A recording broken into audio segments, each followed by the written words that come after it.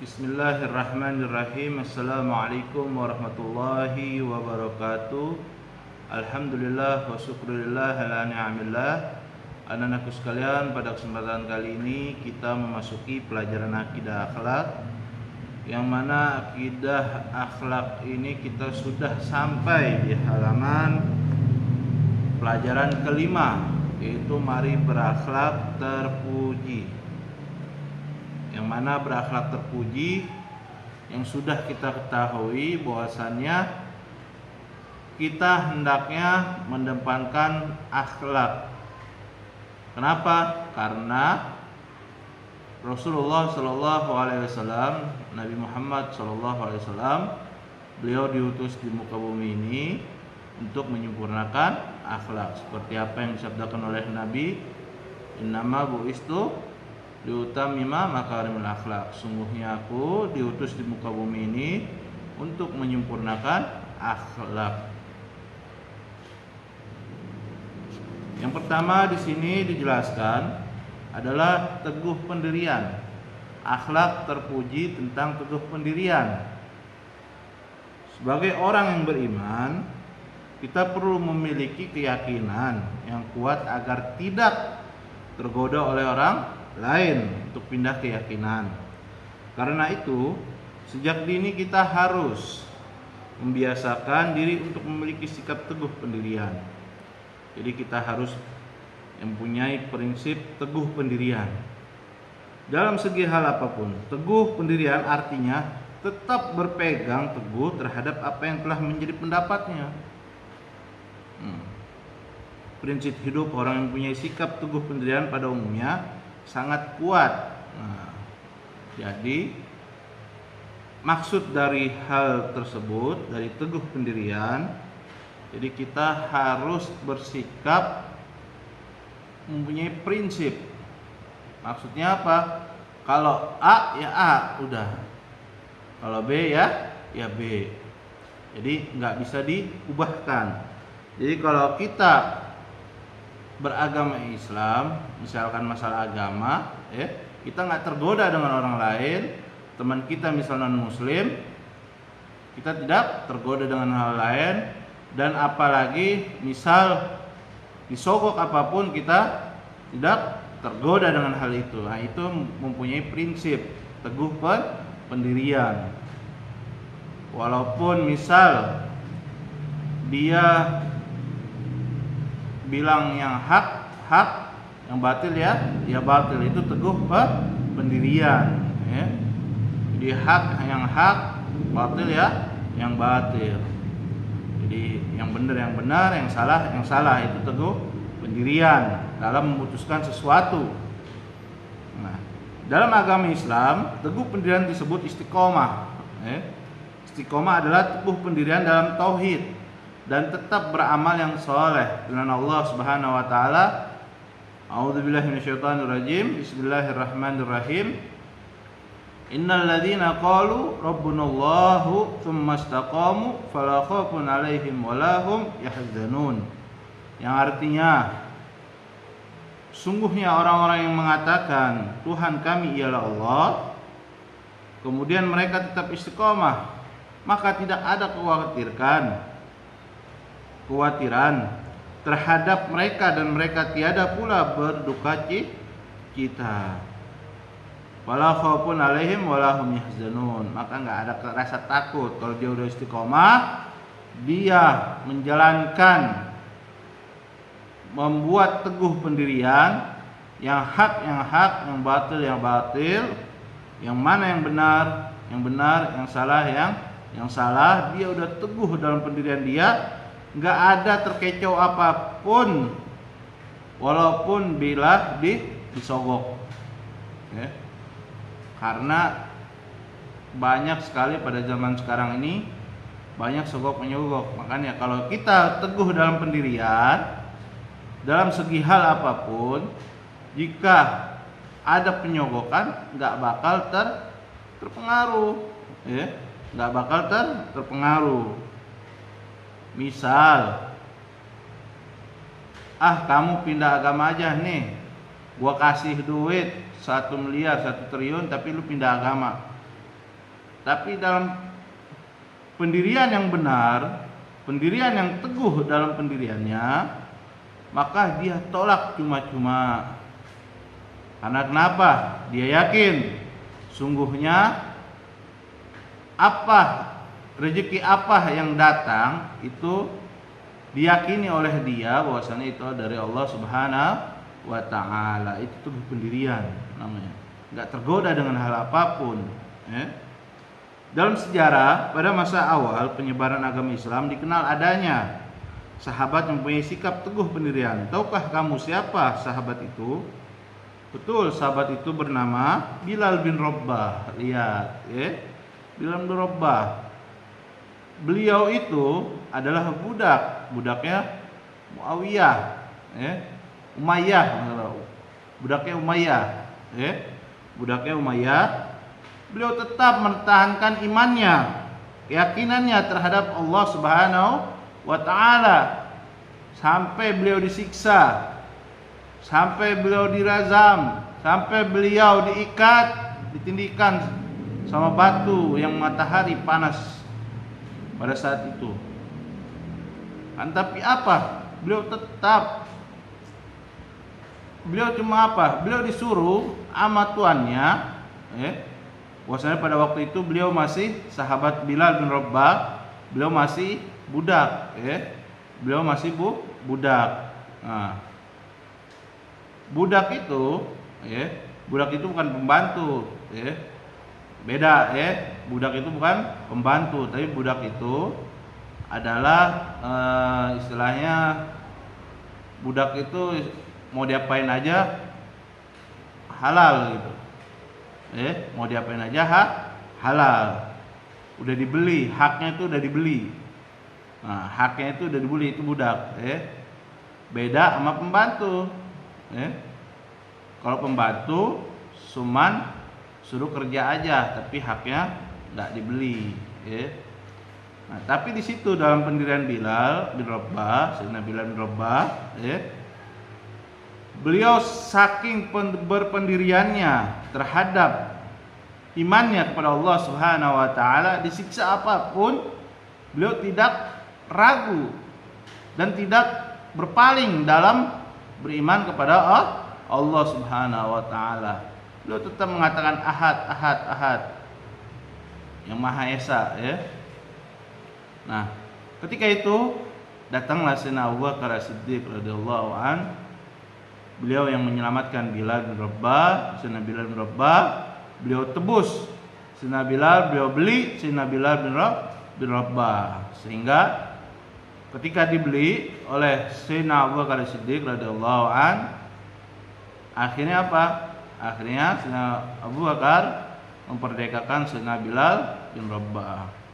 Dan pada saat itu adalah Bilal menjadi muadzinnya Rasulullah sallallahu alaihi wasallam, muadzin dalam ajaran agama Islam yang pertama, yaitu Sayyidina Bilal bin Rabah.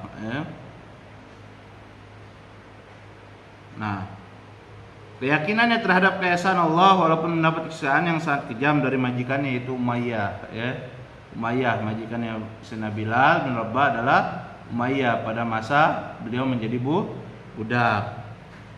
Setelah mendapat siksaan dari majikannya dengan cara yang sangat kejam, kemudian datanglah sahabat Abu Bakar. Abu Bakar merasa ibah terhadap Bilal dan berniat untuk membelinya. Karena itu Abu Bakar bertanya kepada Umayyah, berapa harga hamba sahaya tersebut? Setelah terjadi pembicaraan sesuai harga yang telah disepakati, akhirnya Sayyidina Abu Bakar Siddiq memerdekakan Bilal. Nah, tadi yang sudah dijelaskan, sudah diceritakan, bahwasannya apa? Sayyidina Abu Bakar membeli Sayyidina Bilal. Ketika sudah membeli Sayyidina Bilal, beliau memperdekakan Sayyidina Bilal bin Rabah. Sayyidina Bilal termasuk ketika Nabi bercerita bahwasanya sendalnya Sayyidina Bilal sudah di surga. Wallah, Sayyidina Bilal termasuk sendalnya aja sudah di surga. Nah, ketika Nabi meninggal, itu Sayyidina Bilal pergi hijrah ke negeri Syam. Untuk apa? Karena beliau kesedihan, karena beliau sedih banget. Dan pada saat itu sewaktu-waktu Sayyidina Bilal kembali ke kota Madinah, Sayyidina Abu Bakar, Sayyidina Umar, Sayyidina Ali menyuruh Sayyidina Bilal untuk memandangkan azan. Akan tapi di situ Sayyidina Bilal menolak. Karena kenapa?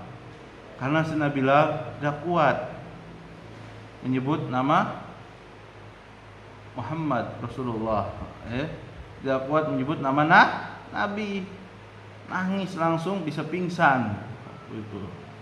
Nah, sehingga apa? Sibtu Rasulullah, Dzurriyyatur Rasul, yang mana pada sampai saat ini itu para habaib, cucu-cucunya itu, keturunan-keturunannya itu Sayyidina Hasan, Sayyidina Husain. Nah, beliau menyuruh Sayyidina Bilal, sehingga Sayyidina Bilal berkumandangkan adzan pada saat itu. Karena kenapa? Beliau melihat Sayyidina Hasan adalah, yang mana Sayyidina Hasan itu dari wajah sampai pusar mirip Rasulullah Sallallahu Alaihi Wasallam. Tapi Sayyidina Husain adalah dari pusar ke bawah itu mirip Nabi. Nah, makanya disuruhlah Sayyidina Hasan Husain sehingga beliau mengumandangkan adzan pada saat itu. Padahal beliau tidak sanggup, tapi dengan melihat Sayyidina Hasan Sayyidina Husain, beliau kayak melihat Rasulullah SAW yang memerintahkannya untuk mengumandangkan adzan. Itulah 10 menit kisah dari Sayyidina Bilal. Dalam kehidupan sehari-hari kita dapat mengenali orang yang memiliki sikap teguh pendirian. Di antara ciri-ciri yang dapat kita kenali dari orang yang memiliki sikap teguh pendirian adalah sebagai berikut. Yang pertama, tidak akan mudah terpengaruh oleh bujukan atau rayuan orang lain. Tidak mudah putus asa. Apabila menghadapi kesulitan, biasanya tidak mudah menyerah. Mempunyai pendirian yang kuat, keyakinannya tidak mudah goyah. Nah, itulah ciri-cirinya, Itulah ciri-cirinya. Jadi tidak akan mudah terpengaruh oleh bujukan orang lain. Mau dibujuk apapun, nggak bakal pengaruh. Tetap beliau teguh dalam pendirian. Misalkan membela agama Allah, tetap dalam pendiriannya. Tidak mudah putus asa, Ada rintangan, ada kezaliman, ada apalah gangguan-gangguan, tapi dia itu tidak putus asa, Apabila menghadapi kesulitan, biasanya tidak mudah menyerah, tetap terus berpegang teguh, Itulah ciri-ciri orang yang berpegang teguh dalam pendirian. Hal-hal yang perlu dilakukan agar memiliki sikap teguh pendirian. Nih, anak-anakku sekalian, kita harus memenuhi hal-hal tersebut. Kenapa? Agar kita menjadikan sikap teguh pendirian itu kepada kita sendiri, Apa yang pertama? Baik bergaul dengan orang yang punya sikap teguh pendirian. Baik bergaul, muasyarah namanya, Yang kedua, banyak membaca kisah orang-orang yang punya sikap teguh pendirian. Jadi banyak kisah, tidak cerita. Nah, seperti Sayyidina Bilal bin Rabah, memegang teguh dalam pendiriannya, tidak patah semangat, tidak putus asa. Yang ketiga, membiasakan sikap berpikir kritis sebelum berbuat. Kalau kita ingin berbuat sesuatu, kita pikirkan terlebih dahulu, benar apa tidak, ini gimana, apakah ada kesalahan, apakah ada nanti bakalan ada darurah, ada kejelekan.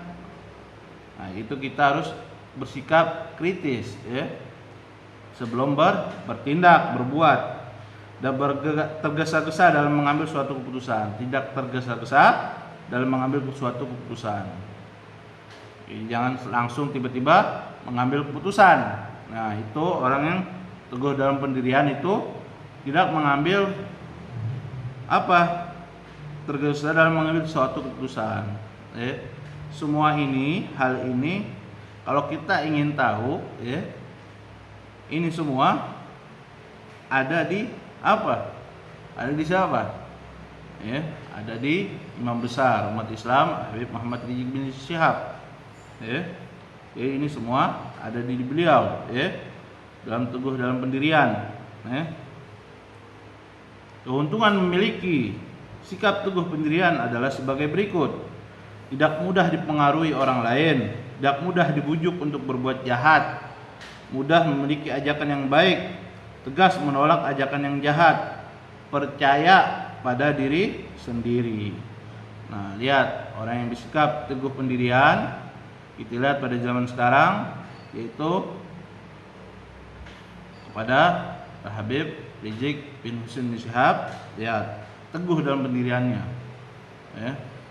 Tidak berubah, tidak tergesa-gesa dalam mengambil suatu keputusan. Lihat, itu beliau, ya, itu beliau. Nah, anak sekalian, pada kesempatan kali ini di sini ada pelajaran ini, yaitu ayo membaca kisah berikut wanita yang teguh menggenggam tauhid. Nah, ini termasuk kisah sejarah, ya. Siapa? Itu adalah yang namanya siapa? Asia, ya, yang ingin dipinang oleh Firaun. Yang mana Firaun adalah raja yang kibir, minta ampun sampai mengaku dirinya adalah Tuhan, ya. Dan dia mati, meninggal apa? Meninggal ketika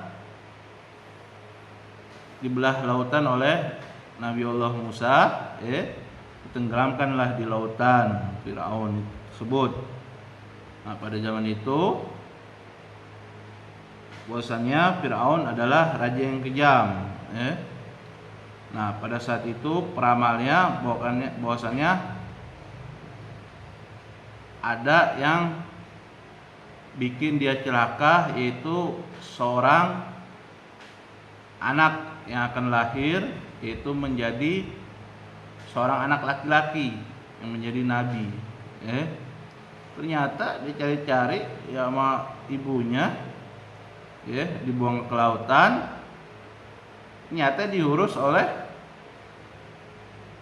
istrinya Firaun, ya, diurus, ya, diurus semua, ya, sehingga menjadi anak yang dewasa, ya, pada saat itu. Nah, jadi kisah ini kalian baca sendiri, ya, anak-anakku sekalian, kalian baca sendiri, ya. Kisah ini adalah kisah yang mana dalam pendiriannya seorang perempuan terhadap imannya, ya, imannya kepada Allah Subhanahu wa taala, menggenggam tauhid, ya. Tauhid itu adalah iman kepada Allah Subhanahu wa taala, ya. Jadi kalian baca, kalian renungkan, ya. Kalian renungkan, kalian baca. Jangan sampai tidak baca, agar kalian tahu kisah-kisah para nabi, ya, para rasul, para sahabat, dan sejarah-sejarah, ya. Nah, yang kedua di sini menjelaskan tentang dermawan. Tadi kita sudah menjelaskan dalam teguh dalam pendirian. Sekarang kita membahas adalah dermawan. Bahwasanya dermawan itu harus, ya, kita mempunyai sikap dermawan itu harus. Dermawan itu misal kalau kita mempunyai suatu harta, ya. Misal kita punya harta, kita sanggup memberi 2.000. Terus ada orang kaya sanggup memberi 1.000.000. Oh, dia lebih gede, berarti pahalanya lebih gede. Enggak, ya. Enggak. Anak-anakku sekalian, bahwasannya apa yang kita miliki, kita sanggup untuk memberikan, ya. Misal 2.000 rupiah atau 5.000 rupiah, ya. Terus ada orang kaya memberi 2 juta atau 5 juta, itu di mata Allah pahalanya sama, ya. Pahalanya sama, hanya nominalnya saja beda, tapi pahalanya sama, ya. Karena kenapa? Karena kita 5.000 itu dengan ikhlas dan dia belum tentu ikhlas 5 juta atau ria lah atau apalah. Nah, kalau kita 5.000 udah barang tentu pasti ikhlas karena kita itu adanya segitu, sanggupnya segitu, ya sudah kita sumbangkan. Nah, situ dermawan, maksudnya dermawan ini dalam pembicaraan ini adalah memberikan sebagian harta kepada orang lain yang membutuhkan tanpa mengharapkan adanya imbalan. Jadi kita ya hendaknya jika kita melihat seorang yang membutuhkan, fakir miskin, nggak minta ya kasih 2.000, 2.000 lah, 1.000 lah, semampu kita, semampu kita. Jadikanlah itu akhlak dari kalian, sikap dari kalian. Anak-anak sekalian, didik kalian itu dari kecil untuk memberikan suatu bantuan kepada orang lain, agar kelak kalian nanti akan terbiasa memberikan suatu bantuan terhadap orang lain yang membutuhkan. Karena suatu kebiasaan itu tidak akan muncul kecuali kita mulai dari kecil. Mulai dari kecil kita perbuat kebaikan itu, kita mengasih, misal menaruh kotak amal, setiap Jumat kita taruh kotak amal. Kebiasaan itu kita teruskan sampai kita dewasa, insya Allah itu udah terbiasa. Sayyidina Abu Bakar adalah salah satu sahabat Nabi kaya raya. Lihat Sayyidina Abu Bakar. Jadi Sayyidina Abu Bakar itu orang yang kaya raya dan hartanya semua disumbangkan untuk pendirian agama Islam. Berjuangnya Nabi Muhammad SAW untuk mendirikan agama Islam. Semua hartanya ditinggalkan, dibagikan untuk perjuangan Nabi Muhammad SAW. Seperti halnya apa? Sayyidina Bilal, yang dimerdekakan, sampai Umayyah kaget, ditawarin gede sama Umayyah, tetap dibayar oleh Sayyidina Abu Bakar, kaget. Kenapa? Karena itulah perjuangan agama Nabi, dan Abu Bakar orang terkaya. Itu beliau dermawan, sangat dermawan. Pertama, ketika baru saja masuk Islam, Sayyidina Abu Bakar mempersilahkan Rasulullah menggunakan harta bendanya untuk berdakwah demi kejayaan agama Islam. Lihat tadi dibahas.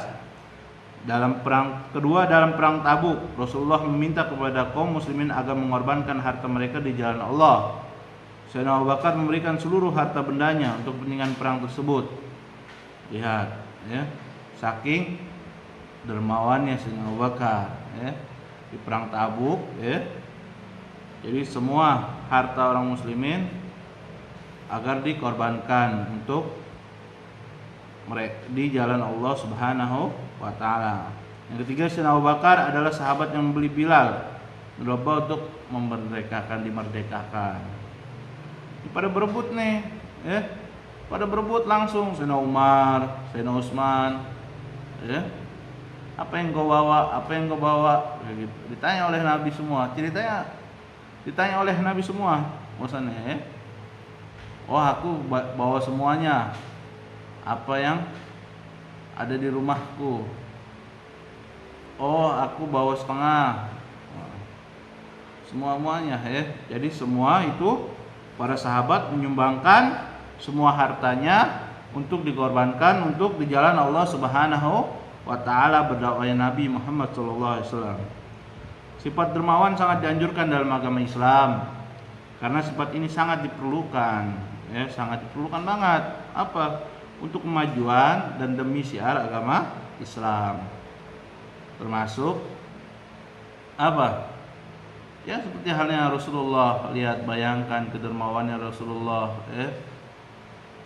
seorang buta, seorang Yahudi buta, yang mana telah mencaci maki Rasulullah, beliau sabar, akan tapi lihat kedermawannya Rasulullah sampai dia masuk Islam.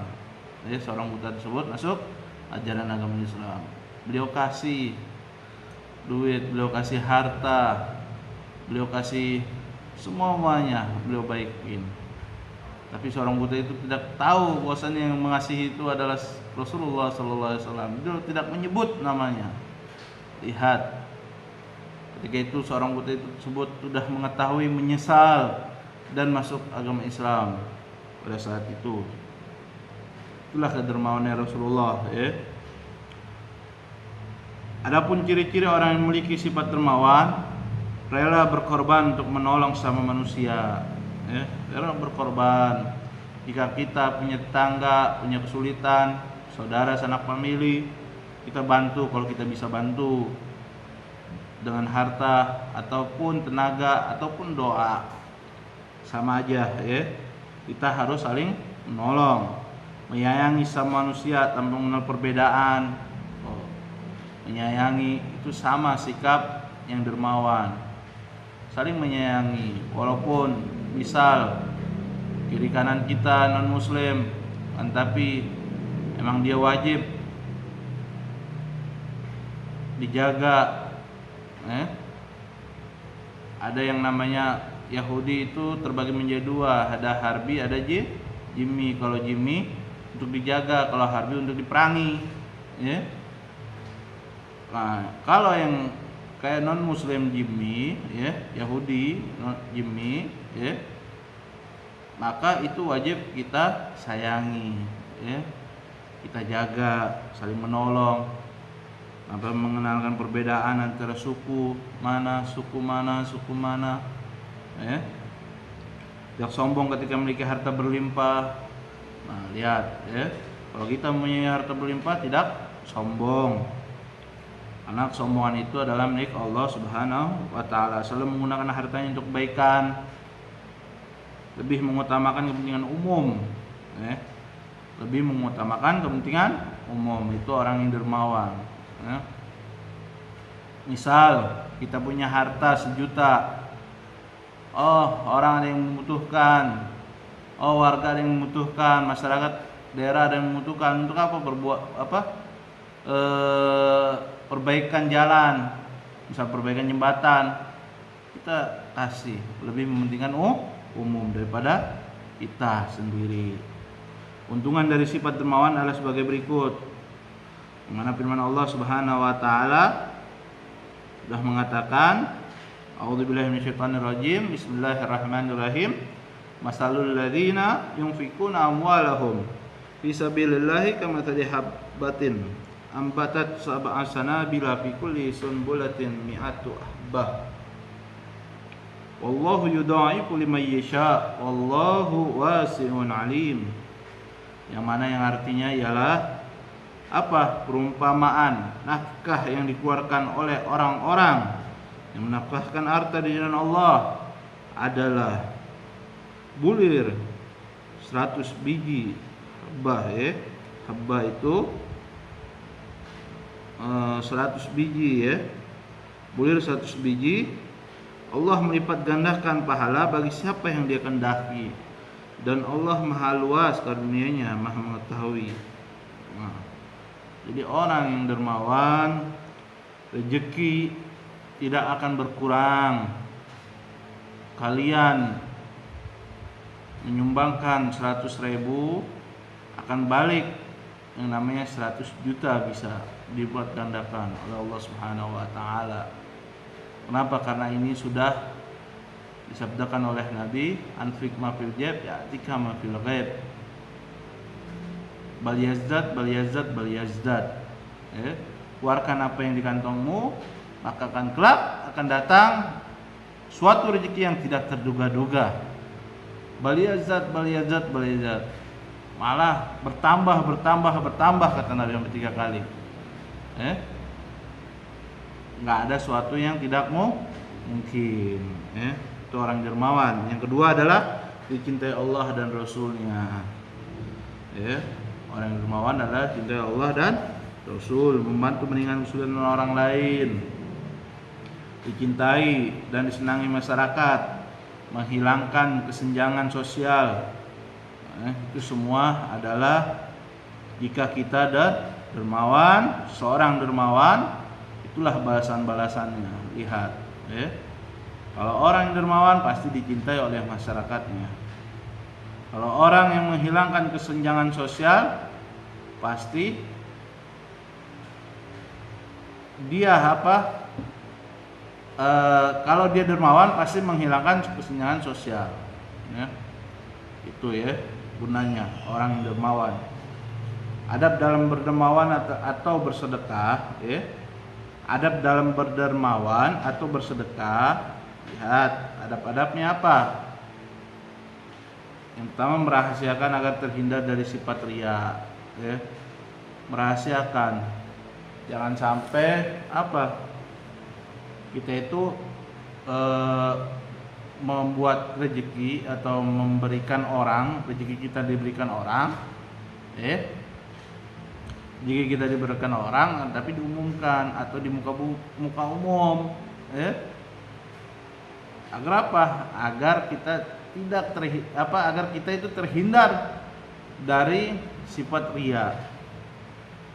Kenapa? Kalau kita memberikan suatu rezeki kepada seseorang, mempunyai sifat riya, ibadah apapun, maka amalnya cuma tidak mendapatkan pahala, sia-sia jadinya.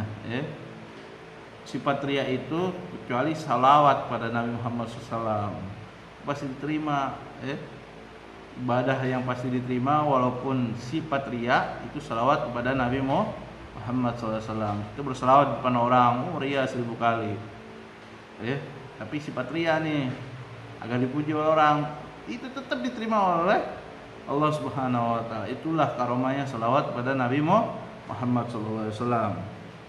Yang kedua, menampakkannya dengan maksud mendorong orang lain untuk bersedekah.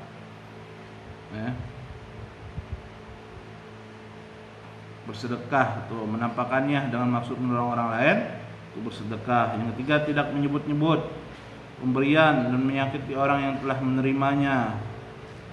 Tidak menyebut pemberian dan menyakiti orang yang telah menerimanya. Tidak menyebut-nyebut, ya. Oh, si fulan udah anak 1 juta tuh. Nah, itu kan namanya menyakiti hati dia yang diberi, ya. Berarti dia beli ini dari duit dia nih. Nah, itu nyakiti, ya. Jangan sampai. Nah, yang kedua itu menampakkannya. Kita nampakin maksudnya, maksudnya kita nampakin dengan niat apa? Agar seseorang itu bersedekah, agar seorang itu bersedekah, agar mendorong orang lain itu untuk bersedekah. Kita niat itu bukan untuk niat riya, tapi niat untuk agar orang lain itu bersedekah, membantu sama manusia, sama orang lain. Yang keempat apa? Segera melupakan apa yang telah disedekahkan. Jangan diungkit-ungkit, Misal dia sudah nyumbang masjid semen 50 sak, jangan diungkit-ungkit, udah biarin, Misal anak mau tidur sini, atau anak-anak harus jadi imam, anak-anak harus khotib. Kenapa? Karena ini masjid, kan anak yang nyumbang. Nah, itu diungkit-ungkit, Jangan, jangan ada sifat begitu, Jadi kalau kita sudah sedekah, udah, biar Allah yang membalasnya semua hal itu. Yang kelima, memilih harta yang paling baik. Bersedekah itu memilih harta yang paling baik. Jangan bersedekah pakai duit haram. Bekas judi kita sedekahkan. Bekas apalah harta yang haram kita sedekahkan. Jadi harta yang paling baik kita pilih. Itu adalah sikap dermawan. Jadi kita harus memiliki sikap dermawan juga. Yang pertama, kita harus memiliki sikap apa? Berpegang teguh dalam pendirian. Yang kedua, harus mempunyai sikap dermawan. Ini yang ketiga adalah kita harus mempunyai sifat optimis. Optimis maksudnya apa? Optimis adalah selalu berpandangan baik dalam menghadapi segala hal. Orang yang optimis biasanya memiliki rasa percaya diri yang tinggi. Dari rasa percaya diri ini akan melahirkan keyakinan dapat melakukan sesuatu. Yakin di sini bukan berarti sombong. Berasa yakin karena sebelumnya sudah melakukan persiapan secara matang. Misal, oh Ana bakalan juara pada tahun ini. Nah, itu optimis. Kenapa? Karena alhamdulillah Ana sudah mendapatkan nilai-nilai yang bagus sebelum-sebelumnya. Karena saya sudah belajar. Karena saya sudah belajar, udah belajar. Saya sudah belajar. Saya akan mendapatkan juara, saya akan mendapatkan ranking pada tahun ini. Nah, itu optimis. Tapi jangan ada timbul rasa kesombongan. Ana bakal juara nih. Kelas ini kan pada bego-bego. Nah, itu sombong namanya. Itu sombong, nggak boleh. Ingat, nggak boleh. Akhlak itu nggak boleh. Sombong itu hanya milik Allah Subhanahu Wa Taala. Sombong. Mentang-mentang ini kelas rata-rata minimal nilainya 50 semua. Nah, itu dia nggak boleh. Itu sombong namanya sudah. Itu nilainya udah sombong namanya. Nggak boleh sifat itu dalam diri kita. Orang yang memiliki sikap optimis hidupnya selalu bersemangat. Ia selalu melihat kesuksesan berada di depan dan terus mengejarnya. Lihat, orang yang punya optimis, sifat optimis mantap kan, tapi jangan sampai sombong udah. Ana mau juara. Ana mau hafal Quran pada tahun ini. Ana mau bisa ngaji pada tahun ini. Ana mau bisa bahasa Arab pada tahun ini. Pelajaran ini bisa semua. Punya sifat optimis bisa. Kalau kalian mempunyai sifat optimis, mengajar ke kesuksesan. Orang yang memiliki sikap optimis mempunyai keuntungan berikut. Nah, keuntungannya apa? Pertama, merasa yakin akan kemampuan diri sendiri. Dia bisa. Pasti bisa nih. Pasti bisa nih. Ana juara pada tahun ini. Pasti bisa nih.